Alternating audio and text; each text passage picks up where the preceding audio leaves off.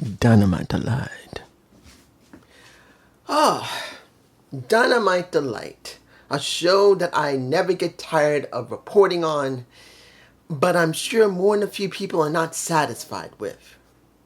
For me personally, what we got here was a decent show. Leading into Forbidden Door and leading into All In. Let's make it clear. They're making sure that the Owen Hart Cup is important. They're making sure that Forbidden Door is important. Now, is it done correctly? No, not completely. In my perception, a lot of things are still being rushed. And that's a major issue for me personally. Look, guys, I care about progression of a storyline. I care about progression of characters. I care about progression of gimmicks. Sometimes we get some gimmicks that are pretty cool and you want to see how far they're going to push a gimmick. But when you feel like they rush it, it just goes out the window. No matter how popular it is, it does not mean it's right. Because sometimes rushing something really messes up what could be a better payoff later. Let's open with MJF versus Roosh. This is the first match really for MJF here since he came back. This is really his first real trial of what his back can handle, what his shoulder can handle, and has he gotten any ring rust? That is what we were very curious about. That's what I was curious about. I wasn't curious about the fan in DC because, let's make it clear, that boy is so freaking over. It's incredibly ugly. How disgustingly ugly how over MJF is. He doesn't even have to try. Everybody loves MJF. He is the cornerstone of the company as much as nobody wants to hear it. And that's sad. I'm going to talk about the match and then I'm going to tell you what I mean. But when you see the match where it was about MJF being brutalized by Roosh, getting gunshot drop kicks, getting thrown out the ring, landing on his back multiple times, getting choked out by Roosh by a cable, then getting whooped by a cable because of Roosh due to the fact he threw a chair into the ring to distract the ref. He did absolutely everything he could to make MJF suffer. Even at one point he started bleeding from the mouth or the nose. I couldn't tell which one. I think he was bleeding from his nose. But the point is, they wanted to prove, and this is MJF and probably the brass in the back for AEW. They wanted to prove that he was back and that he's the most important person that can get it done in the ring and show how tough he is. Doesn't matter if he's face or heel. They want to prove that they have star power. They have someone on the roster that is the most over, and that's what they just proved here. Roosh did a great job, and he lost clean. And I know not everyone's going to be happy about that because Roosh is one of the few people there that looks so legitimate, and he should be pushed, and he's not. It's really not a good thing. And this is what it comes down to about what I said earlier about MJF being the only one that's the most greatest there. Look at Roosh. It's not a point that Roosh can speak English or not. He can get a translator. Or he can do what Andrade did and work on his English. Doesn't matter. Him possibly joining Don Callis' family because Don did approach him. That's a good thing. But when you look at the roster itself, guys, when you see how badly people have been booked, because the only thing people did was two things. One, not get seen on Dynamite or Collision. Or two, when they ever did get seen, no character development, no storylines, just straight matches. And as much as people want to say that, what's wrong with you? You scared about matches? If I was scared about matches, why would I be watching wrestling, period? What you don't understand is that if you love only matches, as I've said multiple times, when no one says, why would you say that? Watch amateur wrestling if wrestling is all you care about. If you don't care about storylines, if you do not care about gimmicks, if you don't care about characters, if you don't care about a person giving you an emotion outside the ring, you just want in-ring matches, look at amateur wrestling or sumo wrestling. Watch some big-ass men smack that ass in their rituals and watch that shit. And that's not meant to be disrespectful to sumo wrestling because I watch sumo wrestling. It's not an easy thing to do. It is not. So that's not meant to be a knock on sumo wrestling or amateur wrestling. But if you're so adamant about wrestling in the ring so much, watch that. This is wrestling. Pro wrestling. It is not meant to be amateur. It's not meant to be sumo. It is meant to have stories in them. It's meant to have people who will make you cry or piss you off or anything else. And MJF is one of the rare individuals in this company that has been pushed, that has been built from this company, that people love. It's not the point if it's right or not. It's the point that's what's happened here. And Roosh, who came in more than a few years ago, who should have been booked more properly, has not. All he's done is straight matches before he left. I think due to the fact he was injured and he finally came back. But before he left, he did straight matches like Andrade did. There was very little story. Like Andrade had story near the tail end of his run with, what do I say about Miro when it comes to CJ? Who they're not married anymore. As far as I know, they're no longer together. That was all he had. Legitimately. It's sad. Let's move on. 8-man tag, the All-Stars. Now, the only thing we really got here was two things. Two for me personally. Anybody else, you will see something else. You get to see the Mark Briscoe cut a promo that reminds me loosely of a Big Papa Pump. That is just outrageous, outlandish, just nuts. And seeing someone next to him, Kyle O'Reilly, go, it's stupid, but it works. And hearing him say, I will follow that man anywhere, is actually, at least it's something different from Kyle O'Reilly. And they are utilizing a Mark Briscoe. Second thing, Zack Sabre Jr. and his soon-to-come match with Orange Cassidy. We had very little interaction to a certain extent, and then some action. I got to say this. Seeing Dante was, I'm not saying that it was bad to put him in there. It wasn't. They needed a high flyer, they got one. And he does a good job. But the question is going to be, what does he gain from it? Does he really get a storyline? No. It's very rare for Dante to get a storyline. He had one a couple of years ago, easily before he broke his ankle, when he was with Penta through those tables. Oof. That was ugly when he broke his ankle. But he did have a little bit of a story a couple of times over the years that he's been working in AEW.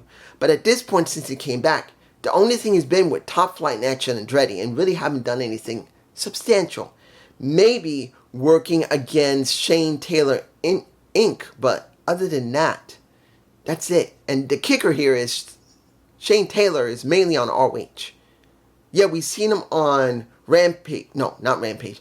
Collision. I haven't watched Rampage. Collision. And on and off on Dynamite. But he's not really a mainstay.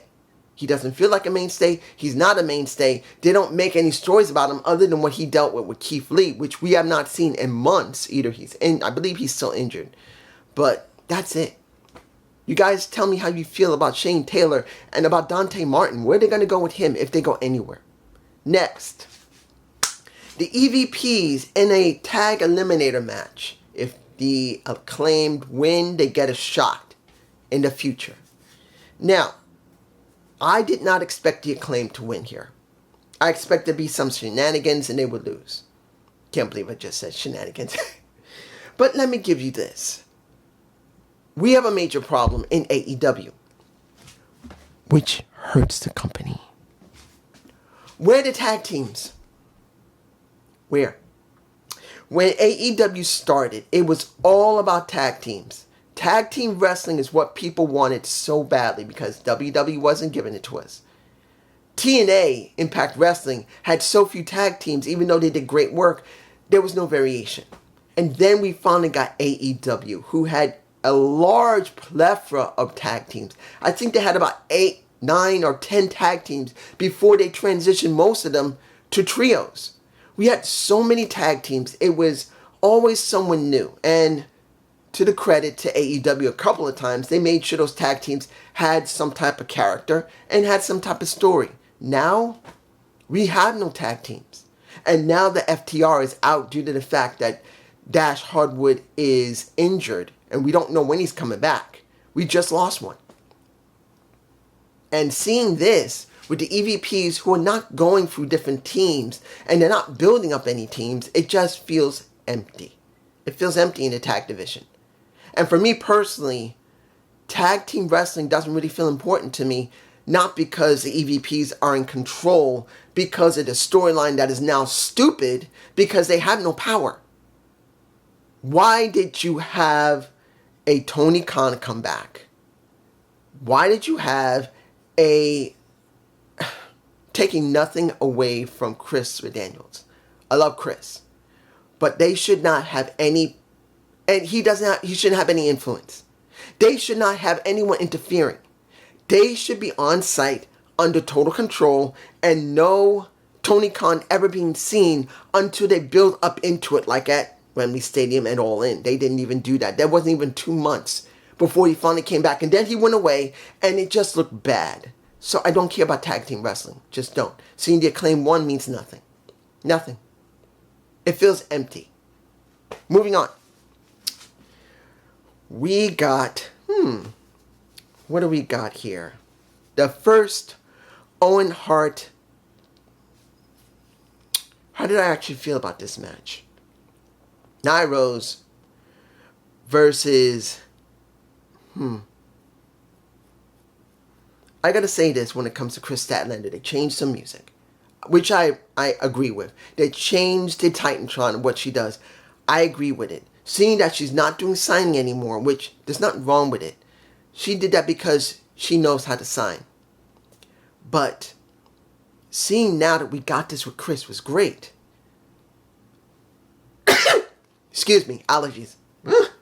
I've been waiting for that. You have no idea, even when you take medicine and your allergies are so bad you can't sneeze, it sucks. Excuse me. But when you see Chris Statlander and you wonder, whoever they put up against him, are they going to be really over enough to really help her to become more of a heel? We get Nia Rose, who I haven't seen in, I don't even know how many months it's been. 4 months, 5, 6. I don't remember the last time I've seen Nia Rose. Now, I have no problem with Nia Rose. I've always said, her being what she is, I don't fucking care. I care about them booking her correctly. I care about her being used correctly. And when it came to Nia, she's really not had a great story at all. Yeah, she's been a dominant champion more than a few times, but has she really had a real story? One that's going to make her mean something? No. So Nia has never really been anything. Taking nothing away from her being a wrestler, and no matter if you like she's trans or not, it doesn't matter about what she is as orientation. If she's still a guy, if she was a girl, as I've told you. The story is important, and there is none there. But when you see that since they were in DC, her own hometown, this is the rare time, one of the rarest times that Nia had something that was not artificially injected from Tony or his writing team. This was the fans there legitimately cheering for her. And this is the rare time that I actually felt something from Nia Rose. That I actually kind of wished that, one, she'd be a face, but then two, that they actually invest in her. Because they really haven't done that much investment. They let her wrestle. They let her be a champion. They let her go up against some of the more bigger names like Riho, Hiro Kushida. They did a little bit when it came to, well, not Jamie Hayter, but more Britt Baker. She'd had these moments as a heel that helped them elevate, but no one's ever elevated her. And this is such a rare instance that I actually saw people care about her. And when you look at her ring work, which is still standard, she still wrestles the same way. But when you see it, you go, I feel something. I'm not saying it's a big thing. I'm not. If you guys don't like her because you don't think she's a good wrestler, because she can't hold a character, or the most foolish thing, her orientation, which don't matter at this point. As a wrestler, you want to be relevant. For this one moment, that's what we got from Nia Rose. A female wrestler who's never really been booked correctly, that has never really had anything substantial. Yes, you're going to say, what about Vicky Guerrero? What happened to her working with her? Well, that was Vicky doing the work for her. Not Nia really being something more. That's it. They stuck her with somebody, but they never gave her a real storyline that meant anything. Yes, she had challengers. Yes, she wrestled.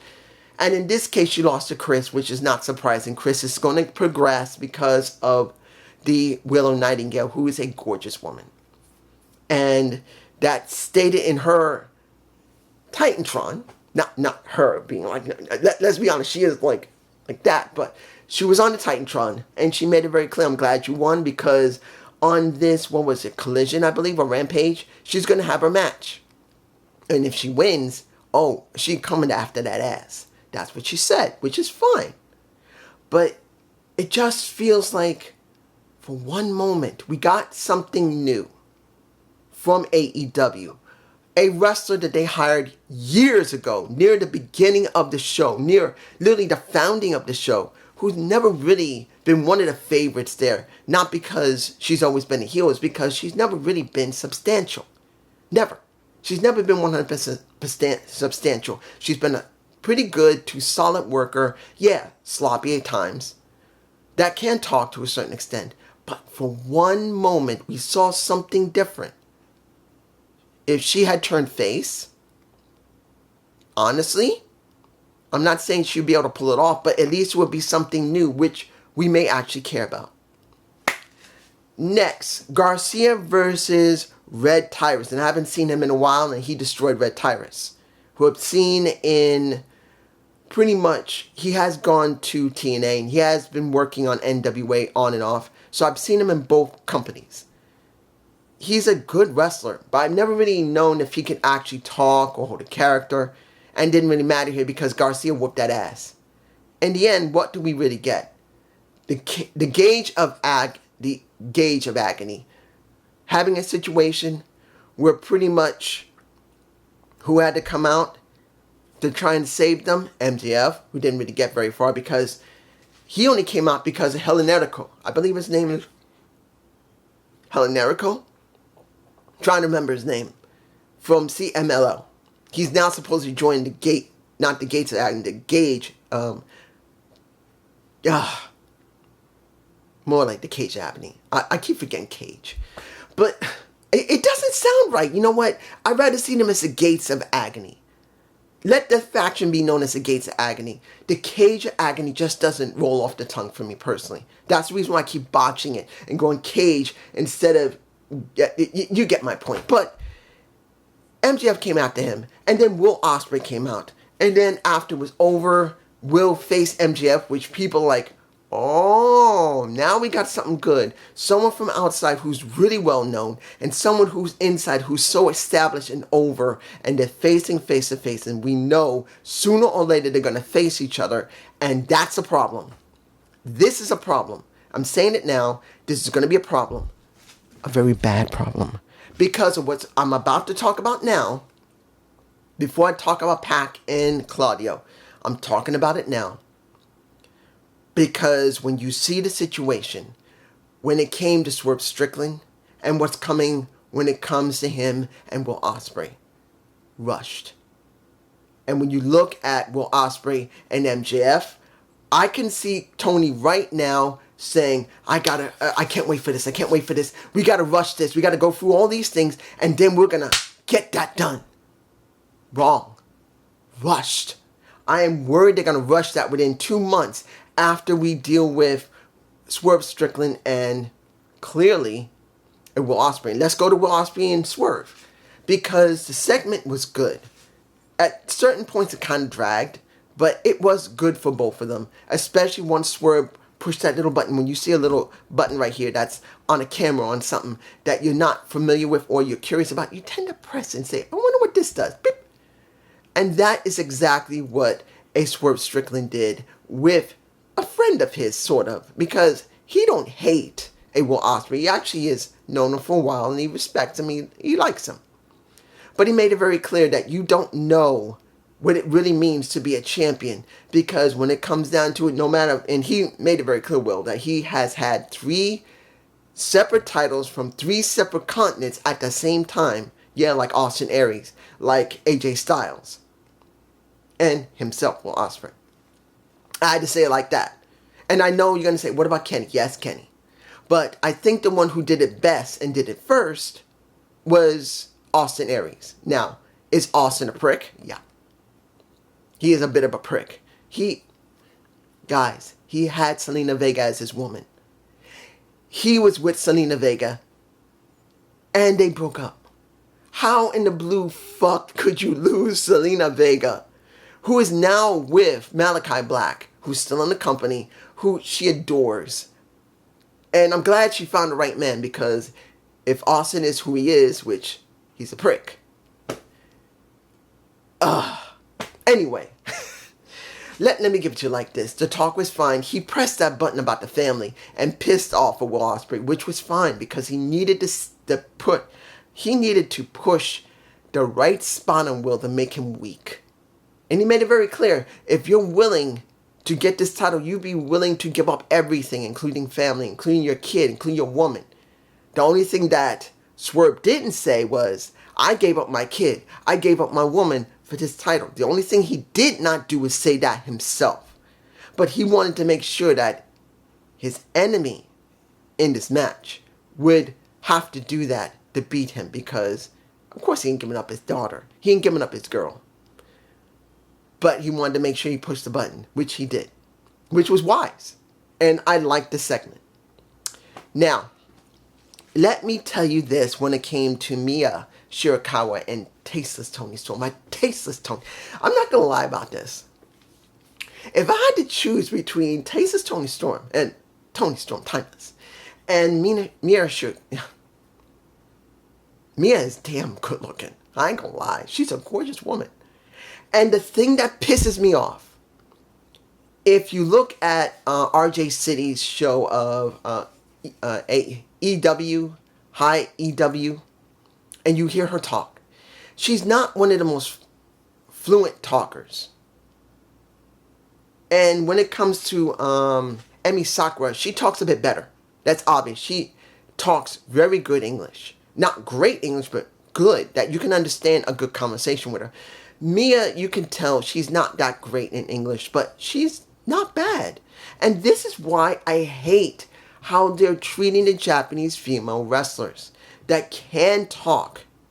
Hiro Kushida could talk English, and we rarely ever saw her speak.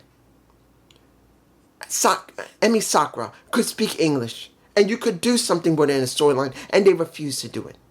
Mia Shirakawa talks some English, and we got a segment here that reflects that. Yes, she doesn't talk great English.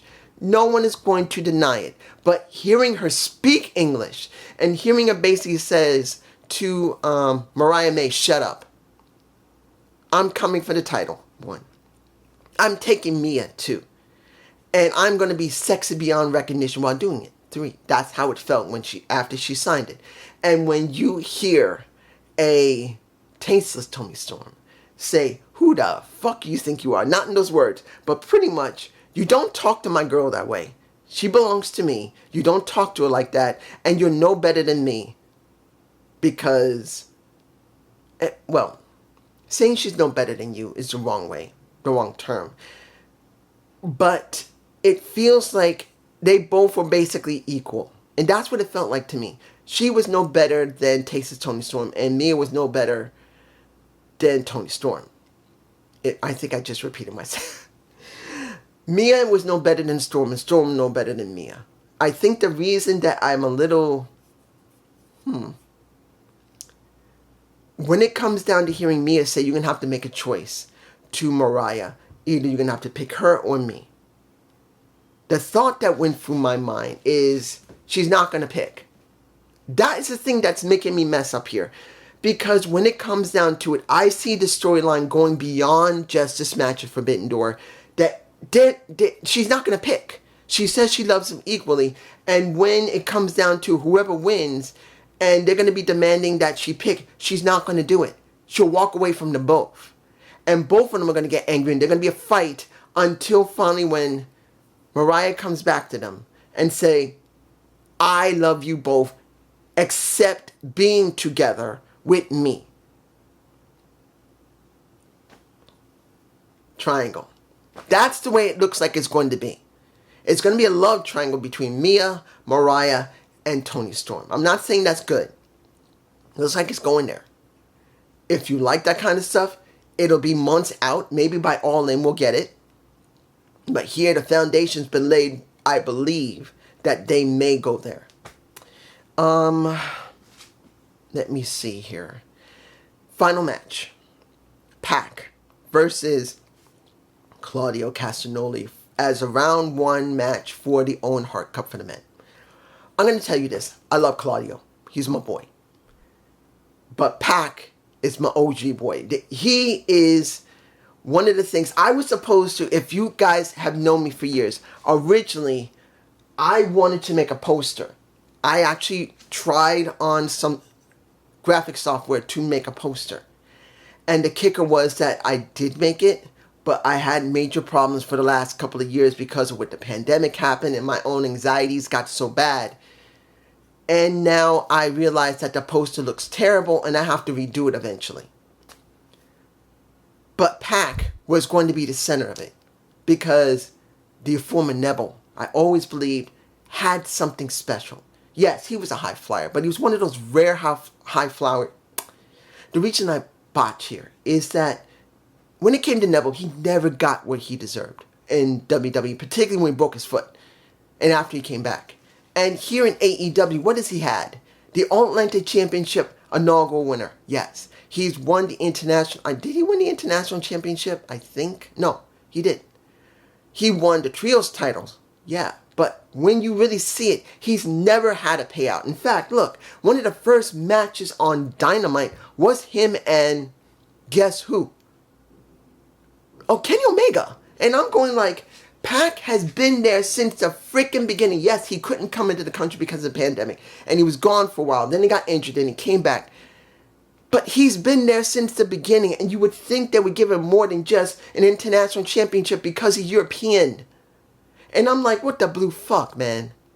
And now we get the Owen Hart Cup. And he says, I want something more. And for me personally, I want to see Pac win the damn cup and go to All In to face the champion, whether it's Swerve or, which would be a surprise, or Will Ospreay. That's what I want. And we got a damn good match that in the end, Pac won. Claudio pissed off and turned his back to him. And maybe they'll continue this feud going forward. But Pac did get to the next stage. He will go to the semifinals. But the question is going to be, and this is me, will they do something with Pac? Look, as much as I love Pac, I know for a fact that the key here is Tony wanting to do more storytelling than wanting to have more matches. If he's going to do something with Pac, this will be the one chance he's going to do something who's an OG of the damn company, who was there during the first few matches when you open the damn show and open the damn company.